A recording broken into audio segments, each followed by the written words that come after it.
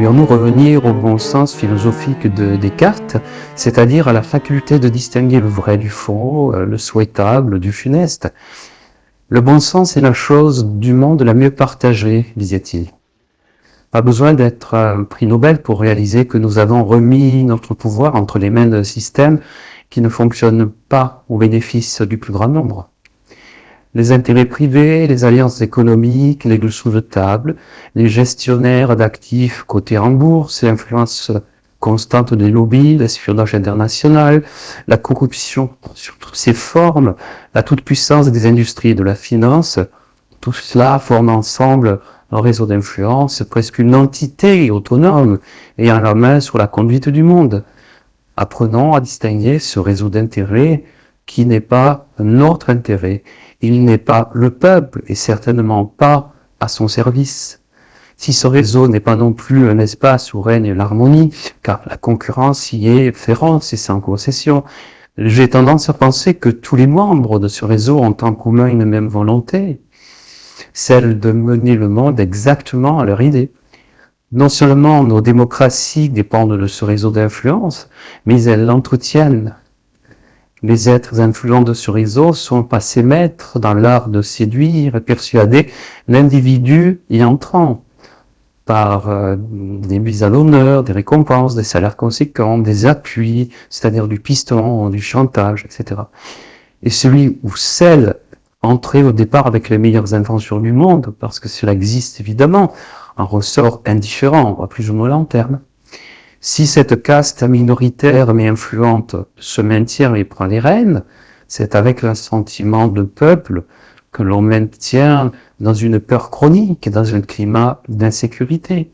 Chacun sait qu'éprouvant la peur, le réflexe humain est de faire appel à une autorité, à un pouvoir qui se présente alors comme le sauveur providentiel.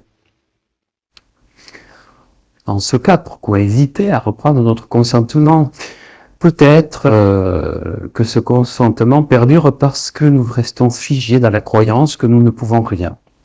Et qu'envisager un autre scénario pour notre pays, notre continent, notre monde est impossible. Oubliant en cela le sage conseil du philosophe Henri Bergson, disant « L'avenir ne sera pas ce qui va arriver, mais ce que nous allons en faire. » Nous nous sentons infiniment petits pour affronter un tel système. S'il est exact qu'individuellement nous ne pouvons pas grand-chose, ensemble, le challenge devient possible, à condition que nous reprenions contact avec la puissance souveraine qui est la nôtre. Faire allégeance à un pouvoir extérieur est rarement une solution pérenne. Si faire allégeance à l'être que nous sommes dans le respect de nos valeurs et de notre corps peut être un chemin compliqué, c'est le seul souhaitable dans le temps, j'en suis sûr. Trouver et respecter ces valeurs est le chemin initiatique que beaucoup de personnes tentent de réaliser en ces temps chaotiques. C'est en tout cas ce que j'observe. Nous vivons une sorte d'agitation mondiale, nommée par les uns décadence ou déclin, qualifiée par les autres de changement de paradis.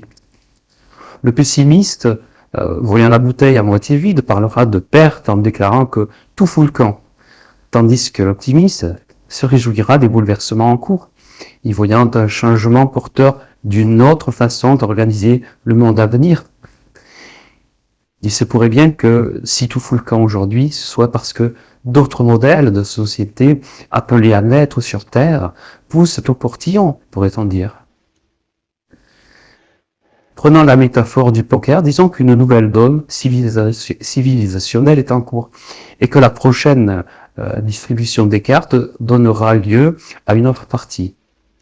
À ceci près qu'un donneur, un croupier peu recommandable, tente en coulisses et par tous les moyens de distribuer, retourner et ramasser les cartes à son propre bénéfice. Ce croupier n'est pas une personne, mais c'est cette caste porteuse d'une idéologie connue sous le terme de mondialisme. Le mondialisme, disait Stanislas Breton en 2023, en référence à son ouvrage L'homme et la cité, ce croupier donc n'est pas une personne, mais cette caste porteuse d'une idéologie sous le nom de mondialisme. Le mondialisme est un parasite au sens biologique qui se greffe sur des nations. Il prend le contrôle de ces institutions et il les détourne à son profit.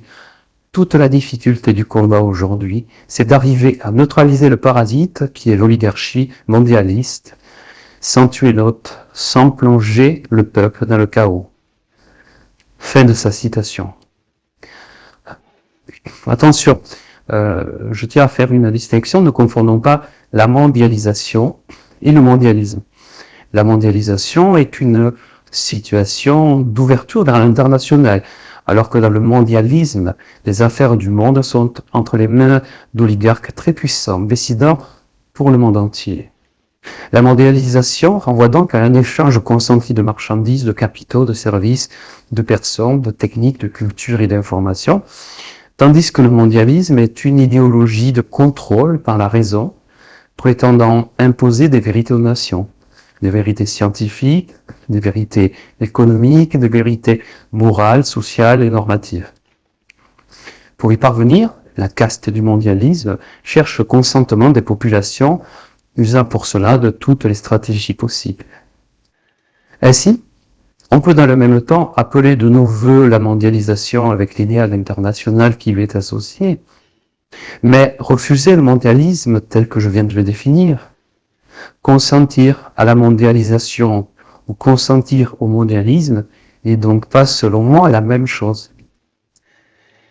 Les formes de gouvernance, profanes ou sacrées, politiques ou religieuses, se succèdent au fil des temps, pour le meilleur comme pour le pire. Empereurs, rois, reines, papes, rabbins, califes, etc. construisent l'histoire de nos livres scolaires. Noblement ou vilement exercé, le pouvoir est un leitmotiv auquel nous sommes confrontés dans notre vie de citoyens, notamment sous la forme d'une confiance et d'un mandat accordé à quelqu'un. Contrairement au passé, nous avons en politique la possibilité de désigner un mandataire. C'est le propre de la démocratie. Sauf qu'aujourd'hui, les dés sont pipés, car ça, il faut bien le comprendre et le retenir. Le mondialisme a réussi le tour de force d'être une caste non élue, mais qui détient un phénoménal pouvoir économique à l'échelle planétaire. Et ce pouvoir lui permet aujourd'hui de tenir une part des élus des nations au creux de sa main avide.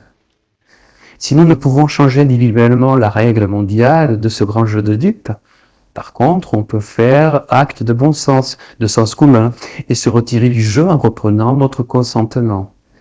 Reprendre son consentement, c'est ne plus céder aux obligations que l'on trouve en son âme et conscience injustes et infondées. C'est aussi prendre du recul vis-à-vis des informations dont les médias de masse nous inondent. Surtout, c'est cesser de croire que quelqu'un ou quelques systèmes surplombants sait forcément ce qui est bon pour nous. Réviser notre consentement, le reprendre si besoin, évitera au peuple qu'il se retrouve sous curatelle, c'est-à-dire dans une situation où une autorité décide un jour de tout, à votre place. De ce qu'est la bonne santé, de la gestion des biens, de ce que l'on doit dire ou ne pas dire, de ce qu'on a le droit, où on a le droit d'aller ou pas, de ce qui est la spiritualité, de ce qu'on doit manger, etc. Tout à fait d'accord.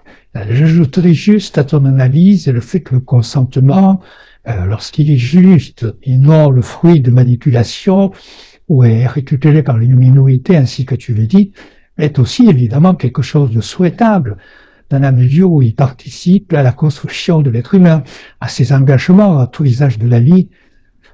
Consentir peut être un acte noble et il doit le rester. Mais effectivement, le consentement a aussi cette polarité sombre dont tu parles, un effet pervers, pourrait-on dire, que l'on peut apprendre à repérer. Cet effet pervers, on le voit à l'œuvre avec la tentative de mise sous curatelle sanitaire de peuples entiers lors de cette histoire de Covid.